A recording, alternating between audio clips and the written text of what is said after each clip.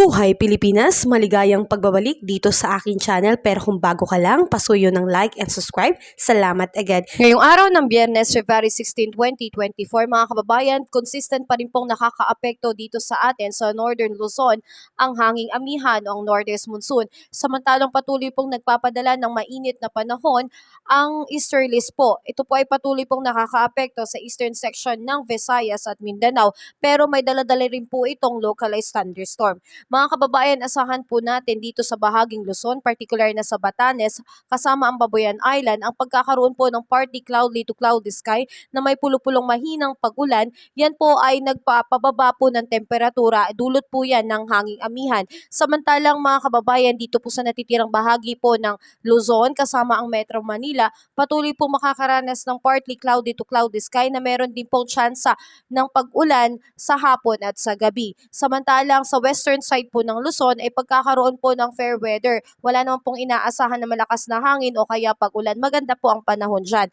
At dito po sa atin sa eastern section po ng Luzon, particular na sa Quezon at Bicol po, makakaranas po ng maulan na panahon. Kaya ugaliin po nating umantabay sa rainfall advisory ng DOST Pag-asa at magdala ng payong, lalo na po kung lalabas ng bahay.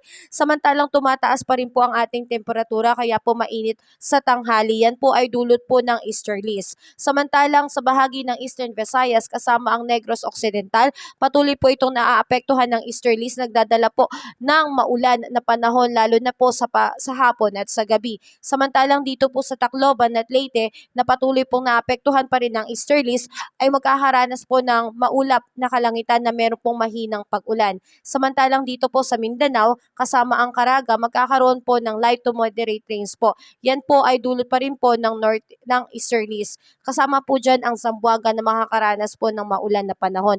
Mga kababayan, wala pa rin po tayong LPA na namamataan sa loob ng Philippine Area of Responsibility, pero patuloy pa rin po tayong maging updated sa ating ulat panahon upang palagi po tayong maging handa.